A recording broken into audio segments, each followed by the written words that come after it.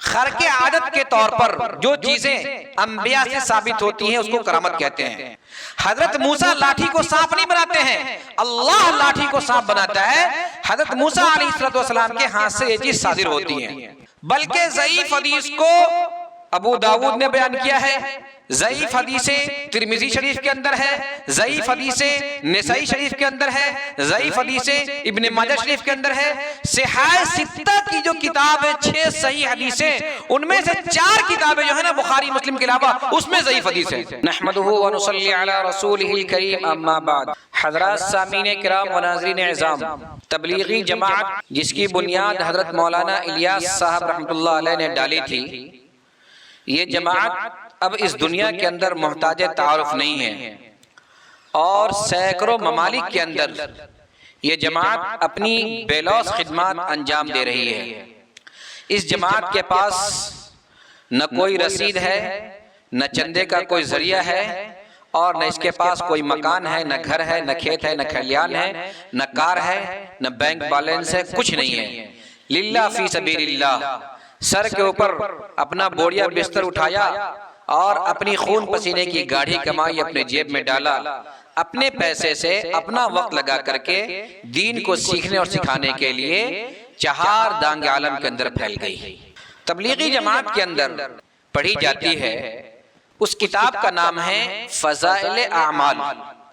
اس کتاب کو لکھنے والے ہیں حضرت مولانا زکریا صاحب شیخ الحدیث۔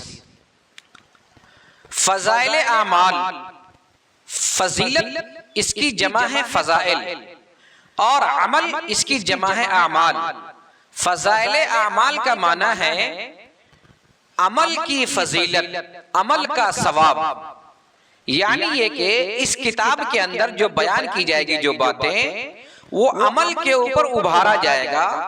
یہ بتایا جائے گا کہ فلاں کام کرنے کی وجہ سے، فلاں عمل کرنے کی وجہ سے، فلاں نماز کی وجہ سے، فلاں روزہ کی وجہ سے، فلاں صدقہ کی وجہ سے اتنے ثواب ملیں گے، اتنی فضیلت اس کی حاصل ہے۔ اس کتاب کے اندر یہ بات بیان کی جائے گی کہ جس ملک میں آپ چلے جائیں، جس زبان کے اندر آپ ڈھونڈیں، انشاءاللہ آپ کو یہ کتاب اس زبان کے اندر مل جائے گی۔ اس کی مقبولیت کی وجہ سے چند لوگوں کے پیٹ میں درد شروع ہو جاتا ہے، اور وہ اس کتاب پر اعتراض کر بیٹھتے ہیں، اور اس کتاب پر اعتراض کر کے امت کو گمراہ کرنے میں مبتلا ہو جاتے ہیں۔ آج ہم ان کا اعتراض، ان کا سوال، ان کا کوشچن لیتے ہیں، اور پھر ان کا انشاءاللہ ہر ایک کا جواب دینے کی کوشش کرتے ہیں۔ تبلیغی جماعت کے اس مبارک کتاب فضائل اعمال پر سب سے پہلا اعتراض یہ ہے، نمبر 1 پر، کہ یہ کتاب، اس میں شرک و بدعات بھری پڑی ہیں۔ اعتراض کرنے والا نہ کبھی کتاب کو دیکھا، نہ کبھی چھوا، نہ کبھی پڑھا، نہ کبھی سنا، نہ کبھی کتاب سے کوئی واسطہ ہے۔ اس نے کسی ایک مولوی کی کلپ دیکھ لی، کسی ایک مولوی کی ویڈیو سن لی اور اپنا حکم لگا دیا، پھر اس کے بعد وہ فضائل اعمال کو شرک کا، کفر کا مرکز اور منبع سمجھنے لگا۔ میرے محترم بزرگوں، دوستو، اس کتاب کے اندر شرک ہے، کفر ہے، بدعت ہے یا نہیں ہے، اس کا جواب تبلیغی جماعت کے جو افراد ہیں وہ خود دیں گے، ان کا عمل دے گا۔ روئے زمین پر ایک مثال آپ دے دیجئے جس کے چلے لگے ہوئے ہوں، 4 مہینے لگے ہوئے ہوں، اور وہ کسی قبر کے اوپر سجدہ کیا ہو، کسی غیر اللہ کو اپنا خدا بنایا ہو، کسی غیر اللہ کو مشکل کشا اور حاجت روا سمجھا ہو، یا ایک مثال دے دیجئے کہ کوئی تبلیغی جماعت سے وابستہ ہے اور وہ ملحد ہو گیا ہے، نعوذ باللہ، وہ کافر ہو گیا ہے، نعوذ باللہ، وہ مرتد ہو گیا ہے، نعوذ باللہ، ایک مثال دے دیجئے۔ یہ تبلیغی جماعت والے کے ایمان اتنے پختہ ہوتے ہیں کہ ان کی شروعاتی یہاں سے ہوتی ہے کہ جو کچھ ہوتا ہے صرف اللہ سے ہوتا ہے، اللہ کے علاوہ غیر اللہ سے کچھ نہیں ہوتا۔ ایک اللہ سے ہونے کا یقین اور غیر اللہ سے نہ ہونے کا یقین ہمارے دل کے اندر بیٹھ جائے، یہ اس کی ابتدا ہے میرے محترم، شروعات ہے اس کی۔ یہ کیسی فضائل اعمال کتاب ہے جس کے اندر بدعات بھری ہے، شرک بھرا ہے، کفر بھرا ہے، اور اس کو پڑھنے والا نہ ایک آج تک مشرک ہوا، نہ ایک آج تک کافر ہوا، نہ ایک آج تک ملحد ہوا، نہ ایک آج تک زندیق ہوا، نہ ایک آج تک مرتد ہوا، بلکہ اس کے پڑھنے والے کا سبق یہ ہے کہ ایک اللہ سے ہوتا ہے اور ایک اللہ سے ہونے کا 100% یقین ہو جائے، اور غیر اللہ سے کچھ نہیں ہوتا، غیر اللہ سے نہ ہونے کا 100% یقین ہو جائے۔ اس کی ابتدا، اس کی بنیادی یہی ہے۔ پتہ یہ چلا کہ یہ جو اعتراض کرتے ہیں نا کہ اس کے اندر شرک ہے، کفر ہے، بدعت ہے، یہ 100% جھوٹ ہے، 100%۔ اگر اس کے اندر رائی کے دانے کے برابر بھی سچائی ہوتی تو تبلیغی جماعت والے قبر کو پوجا کر رہے ہوتے، تبلیغی جماعت والے غیر اللہ سے مراد مانگ رہے ہوتے، تبلیغی جماعت والے پیپل کے پیر سے اپنی اولاد مانگ رہے ہوتے، لیکن آپ کو ایک مثال ایسی نہیں ملے گی۔ دوسری بات یہ ہے کہ جو تبلیغی جماعت والے ہیں وہ کفر والے نہیں ہیں، شرک والے نہیں ہیں، بدعت والے نہیں ہیں، وہ سنت والے ہیں۔ یقین جان لیجئے سنت پر ان کا اتنا عمل ہے نا کہ کھانے کی سنتیں یہ ہیں، پینے کی سنتیں یہ ہیں، سونے کی سنتیں یہ ہیں، دسترخوان اٹھانے کا طریقہ یہ ہے، نماز پڑھنے کی سنتیں یہ ہیں، مسواک کرنے کی سنت یہ ہے، سرما لگانے کا طریقہ یہ ہے، بالوں میں تیل لگانے کا طریقہ یہ ہے، ناخن کاٹنے کا طریقہ یہ ہے، چلنے کا طریقہ یہ ہے، دیکھنے کا طریقہ یہ ہے۔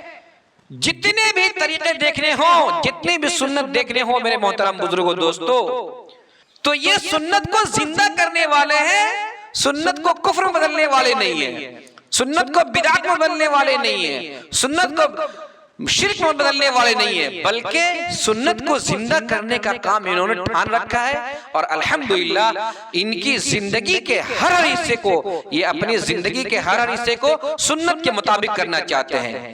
آپ ہیں، نہ آپ کا لباس سنت ہوتا ہے، نہ آپ ٹوپی پہنتے ہیں، آپ بے وضو قرآن چھوتے ہیں، نہ آپ سنت پڑھتے ہیں، نہ آپ نوافل پڑھتے ہیں، نہ آپ کو اشراق چاشت تہجد سے ملاقات ہوتی ہے، نہ آپ کو قرآن پڑھنے کی توفیق ہوتی ہے، نہ آپ کو ذکر و اذکار کی توفیق ہوتی ہے، اور آپ صرف اعتراض کرتے ہیں، اور یہ پوری سنت پر عمل کرتے ہیں، اور سنت کی دعوت کو لے کر کے گھر گھر، گاؤں گاؤں، قریہ قریہ، بستی بستی، مسجد مسجد، نگر نگر، ڈگر ڈگر پھرتے ہیں ایک اللہ کی دعوت کو لے کر کے۔ تو اگر اس کتاب کے اندر شرک ہوتا، بدعت ہوتا، تو پھر میرے محترم یہ کام ایسا نہ کرتے جیسا کہ تبلیغی جماعت والے یہ کام کر رہے ہیں۔ پتہ چلا کہ ان کا دعویٰ 100% جھوٹا ہے۔ دوسرا اعتراض یہ ہے تبلیغی جماعت کے کتاب فضائل اعمال پر کہ اس کتاب کے اندر بہت ساری ضعیف حدیث ہیں، کوئی شک کی گنجائش نہیں، لیکن ضعیف حدیث کیا موضوع حدیث ہے؟ کہ ضعیف حدیث پر عمل کرنا گناہ ہے؟ کہ ضعیف حدیث پر لکھنا گناہ ہے؟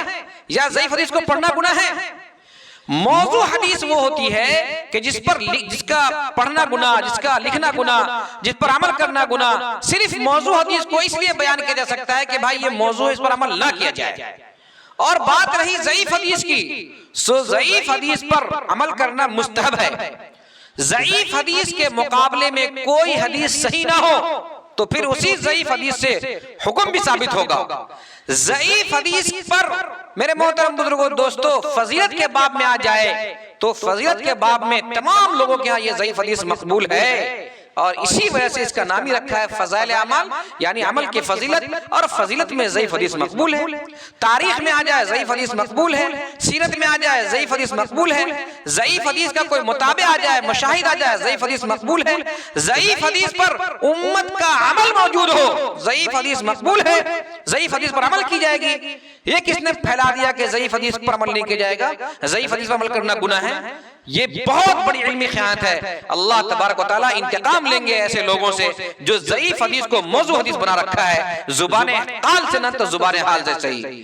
آپ جان لیں خوب اچھی طرح سے کہ ضعیف حدیث کو صرف فضائل اعمال میں ہی بیان نہیں کیا گیا، بلکہ ضعیف حدیث کو ابو داؤد نے بیان کیا ہے، ضعیف حدیث ترمذی شریف کے اندر ہے، ضعیف حدیث نسائی شریف کے اندر ہے، ضعیف حدیث ابن ماجہ شریف کے اندر ہے۔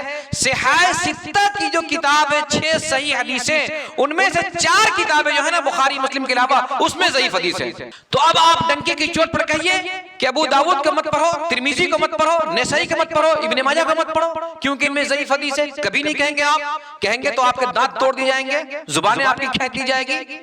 امام بخاری کی جو کتاب ہے نا، بخاری کے علاوہ الادب المفرد، کئی ساری حدیثیں ضعیف ہیں، اور بلکہ یہ کہہ لیجئے کہ علامہ البانی محقق البانی نے تو بخاری شریف کے اندر سے اپنے اصول اور قواعد کی بنیاد پر کئی ایک حدیث ضعیف نکالا ہے اور بتا دیا ہے کہ بخاری کے اندر بھی ضعیف حدیث ہے. تو اب آپ کے پاس باقی رہ گیا کون کتاب پڑھیے گا کہ آپ لوگوں کو ضعیف کے نام پر دھوکہ دیتے ہیں. اگر فضائل اعمال میں ضعیف حدیث پر آپ کو اعتراض ہے تو آپ اعتراض کیجئے ابو داؤد پر، آپ اعتراض کیجئے ترمذی پر، آپ اعتراض کیجئے نسائی پر، آپ اعتراض کیجئے ابن ماجہ پر. وہاں تو آپ کی کوئی دال نہیں گلے گی، وہاں آپ خاموشی سے رہیں گے. کہ آپ وہاں بھی ضعیف حدیث نکال دیں گے؟ کیا وہاں ضعیف حدیث بیان کرنے کے کہہ دیں گے کہ ہاں اس کے اندر کفر ہے، شرک ہے، بدعت ہے؟ تیسرا اعتراض یہ ہے کہ اس کتاب کے اندر من گھڑت قصے کہانیاں ہیں. اس کا جواب ملاحظہ فرمائیں. قصے کہانیاں من گھڑت ہیں یا نہیں ہیں، اس کے بارے میں اصول یاد رکھیے.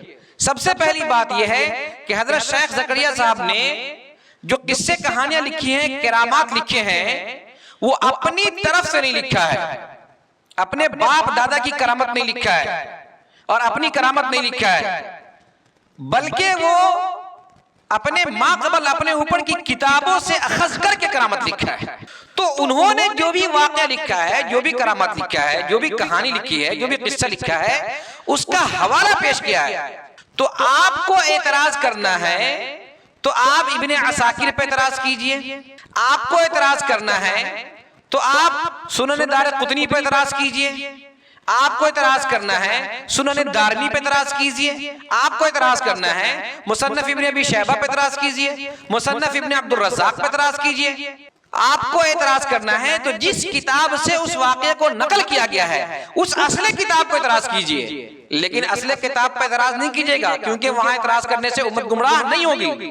آپ فضائل اعمال پر اعتراض کیجئے گا، کیونکہ فضائل اعمال پر اعتراض کرنے سے آپ لوگوں کو روکیں گے کہ لوگ دین کے کام میں نہ جائیں، لوگ دین کی دعوت تبلیغ نہ کریں، لوگ دین سے منحرف ہو جائیں اور لوگ تبلیغ سے الگ ہٹ جائیں. لوگ ہماری بات مانیں، ہمیں امام مانیں اور ہماری بات مان کر کے رہیں. دوسری بات یہ ہے کہ کرامت، معجزہ اور استدراج، اس کی تعریف سمجھیے. خرق عادت کے طور پر جو چیزیں انبیاء سے ثابت ہوتی ہیں اس کو کرامت کہتے ہیں. جتنے سارے معجزات ہوئے ہیں ان سارے معجزات کو بنانے والا، ان سارے معجزات کا خالق اللہ رب العزت کی ذات ہے. سب کچھ اللہ کرتا ہے. حضرت عیسیٰ مردوں کو زندہ نہیں کرتے ہیں، اللہ مردوں کو زندہ کرتا ہے. حضرت عیسیٰ کے ہاتھ سے یہ چیز صدور ہوتی ہے، حضرت عیسیٰ کی ذات سے یہ چیز صادر ہوتی ہے. حضرت موسیٰ لاٹھی کو سانپ نہیں بناتے ہیں، اللہ لاٹھی کو سانپ بناتا ہے. حضرت موسیٰ علیہ السلام کے ہاتھ سے یہ چیز صادر ہوتی ہے. چاند کو دو ٹکڑے محمد رسول اللہ صلی اللہ علیہ وسلم نہیں کرتے ہیں، بلکہ اللہ کرتے ہیں. محمد رسول اللہ صلی اللہ علیہ وسلم کی ذات سے یہ چیز صادر ہوتی ہے. تو خرق عادت کے طور پر جو چیزیں ایک انسان سے پاسبل نہیں ہو، جو چیزیں ایک انسان نہیں کر سکتا ہو، عاجز ہو، اور وہ چیزیں ایک انسان کر لیا، وہ نبی ہو، تو اس کو معجزہ کہتے ہیں. اور وہی چیزیں خرق عادت کے طور پر جو ایک عام انسان سے پاسبل نہ ہو، ایک عام انسان کے بس کی بات نہ ہو، ایک عام انسان کی طاقت نہ ہو کہ وہ کام کر لے، ایک انسان کر لیتا ہے اور وہ اللہ کا ولی ہے، تو اس بات کو کہتے ہیں کرامت. آپ یا تو کرامت کا انکار کیجئے، آپ یہ کہیے کہ کرامت کا کوئی صدور نہیں ہوگا، تو پھر قرآن کریم کی آیت کتنی ساری آ جائیں گے مثال جس میں اللہ نے کرامت کو ذکر کیا ہے. حضرت مریم علیہ السلام کے پیٹ سے کیا کہتے ہیں کہ حضرت عیسیٰ کا پیدا ہونا یہ خود کرامت ہے. حضرت مریم نبی ہیں کا؟ تو کرامت کا انکار آپ ہرگز نہیں کر سکتے ہیں. قیامت تک کے لیے اللہ کے نیک بندوں کے ہاتھ سے کرامت کا صدور ہوتا رہے گا. تو اصل چیز ہے کہ آپ کرامت کا انکار کیجئے. اگر کرامت کا انکار کر رہے ہیں تو پھر مجھ سے آگے گفتگو کیجئے، بحث کیجئے. اگر کرامت کا انکار نہیں کر رہے ہیں تو حضرت شیخ زکریا صاحب نے جو کرامات اس میں گنوائے ہیں اگر صحیح سند سے ان تک پہنچی ہے تو انہوں نے بیان کیا ہے. اگر آپ کے پاس اس کے انکار کی کوئی وجہ ہے تو آپ شوق سے انکار کیجئے، کون منع کر رہا ہے کہ انکار نہیں کیجئے. لیکن آپ کے پاس کوئی پروف نہیں ہے، کوئی انکار کی وجہ نہیں ہے، کوئی دلیل نہیں ہے، تو کیوں انکار کیجئے گا؟ انکار کرنے کی کیا وجہ ہے؟ یا تو آپ کرامت کا انکار کیجئے، یا نہیں کرامت کو آپ مانتے ہیں تو پھر شیخ صاحب کی بات کو ماننا اگر آپ تک دلیل کے ساتھ پہنچی ہے تو آپ مانیے، نہیں مانا تو مت مانیے. لیکن محض اس وجہ سے کہ آپ کرامت کو مانتے ہیں اور حضرت شیخ صاحب نے کسی بزرگ کا واقعہ نقل کیا ہے اور آپ کے نزدیک وہ واقعہ درست نہیں ہے تو وہ کتاب شرک والی ہو جائے گی، کتاب بدعت والی ہو جائے گی، کتاب کفر والی ہو جائے گی. یہ کہاں کی انصافی ہے؟ میرے محترم بزرگوں دوستو، اصل بات یہ نہیں ہے بھائی، اصل بات یہ ہے کہ اللہ تبارک و تعالیٰ نے اس کتاب کی برکت سے حضرت شیخ صاحب کو اپنے محبوب کے مبارک قدم کے اندر جگہ دیا ہے. جنت البقیع میں حضرت شیخ صاحب مدفون، اللہ کے رسول صلی اللہ علیہ وسلم کے قدم مبارک کے سامنے مدفون ہیں. اتنی مقبولیت ہے کتاب کو کہ دنیا کے اندر شاید گنی چنی کوئی ایسی کتاب ہوگی جس کو اتنی پذیرائی، اتنی مقبولیت حاصل ہوئی ہوگی اور اتنی پڑھی لکھی جاتی ہوگی اور اتنی زبان میں اس کا ترجمہ کیا جاتا ہوگا. قرآن کریم کا تو کہنا ہی نہیں ہے، بخاری مسلم کا تو کہنا ہی نہیں ہے. ان سب کے علاوہ جو کتاب ہے صحیح ستہ کے علاوہ شاید کوئی اتنی کتاب ہو جو اتنی مقبول ہو. تو پیٹ میں درد اس لیے ہوتا ہے کہ لوگ اس کی بات مانتے نہیں ہیں، یہ لا چلاتے رہتے ہیں، بلکہ لوگ اسی کتاب کو لے کر کے ہدایت یاب ہوتے ہیں. لہذا سامعین کرام سے گزارش ہے کہ آپ بالکل بھی کسی کے بہکاوے میں نہ آئیں. اگر کوئی ایسی کرامت ہے جس کو آپ کا نفس نہیں ماننا ہے، آپ مت قبول کیجئے، کوئی بات نہیں ہے. جو فضیلت کے باب میں حدیث ہے آپ اس پر عمل کر لیجئے.